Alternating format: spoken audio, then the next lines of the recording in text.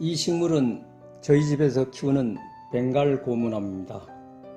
일종의 고무나무과에 속하는 식물인데, 이 식물도 이렇게 잎이 아름답고 또 가정에서 공기 정화용으로 많이 키우는 식물입니다.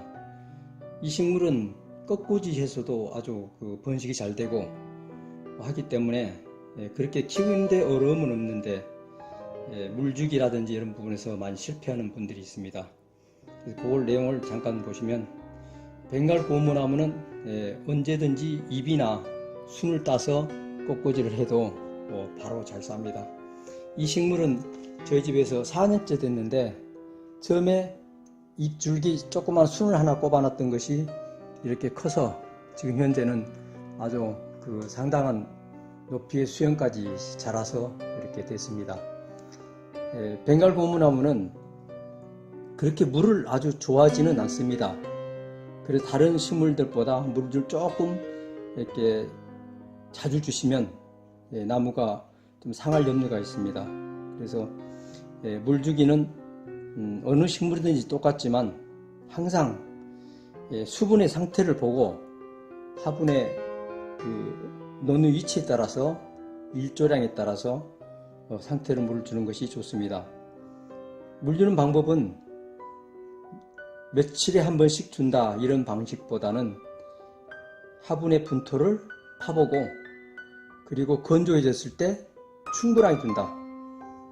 대부분의 분들이 위에만 이렇게 자주 깔짝깔짝 주다 보면 화분 하부 쪽에는 물이 스며들지 않고 또 산소도 공급되지 않아서 하부에서부터 이렇게 건조 현상이 생겨서 잎에 누렇게 이렇게 말라가면서 이렇게 나무가 고사되는 현상이 발생이 됩니다. 그래서 물을 적당히 잘 두면 잎끝이 아주 이렇게 진하게 녹색 형태, 또 연녹색 형태로 유지되면서 나무가 아주 싱싱하게 잘 자랍니다.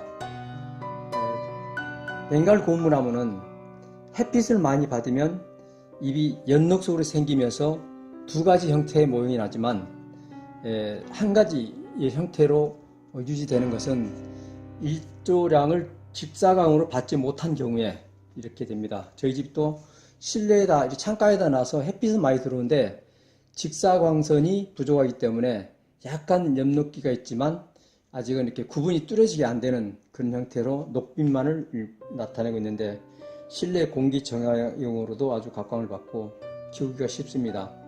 그 다음에 물 주는 방식에서 저희는 이렇게 나무 주변에 약간의 풀을 심어서 이 풀잎이 처지거나 이렇게 생기가 없으면 그때 수분이 없는 것으로 생각하고 물을 흠뻑 줍니다. 물은 지하수 같은 경우는 아주 식물에게 좋고, 수돗물은 받아서 하루 지난 뒤에 준다. 꼭 그렇게 하시면 되고, 특히 벵갈 고무나무에서 주의할 점은 잎이 자라다가 이렇게 안으로 이렇게 말려 들어가는 현상들이 생기는 것 같습니다. 이렇게 쭈그러든다든지 그런 경우에는 수분이 좀 모자라는 경우도 있지만, 대부분이 뒷면에 보시면 아주 가는 진딧물 같은 것들이 끼어 있는 경우가 있습니다. 그런 경우에는 잎 자체의 영양분을 이렇게 흡수를 하기 때문에 잎이 생기가 없고 까칠까칠합니다. 여기에 보면 이렇게 하나가 있는데, 이런 경우는 제거를 해주거나 이렇게 물티슈로 닦아주면 없어지는데, 근본적인 거는 하원에서 파는 약재를 사서 뿌려주는 것이 좋습니다. 여기에도 두 군데가 이렇게 있군요. 하얀 깜수만 이렇게 반점같이 생긴 것이 이렇게 진딧물성 벌레입니다. 그래서 이거는 제거를 해주는 것이 좋고, 그걸 뿌려주면은 잎이 아주 생기 있게 잘 자랍니다. 벵갈 고무나무는 위치에 따라서 그렇게 제약을 받지 않는데, 물주기와 습도관리, 통풍만 유지되면 집안에서 언제든지 이렇게 건실하게 잘 키웁니다. 그래서 어떤 분들은 합인 후에 모양이 좋으라고 돌멩이도 얹어놓고 잔뜩 얹어놔서 흙이 안 보이도록 그렇게 관리를 하시는데, 항상 흙은 사람 눈에 띄어야만이 관찰이 됩니다. 그래서 흙 상태를 이렇게 손으로 파보거나 이렇게 관찰한 뒤에 물을 흠뻑 줘야 된다. 물이 흠뻑 든 이유는 물을 주면서 산소가 유입이 돼서 뿌리를 더 잘 자라게 생기 있게 할 수 있고 영양분이 나무 전체로 이렇게 흘러 들어갈 수 있는 역할을 하기 때문에 물은 흠뻑 준다.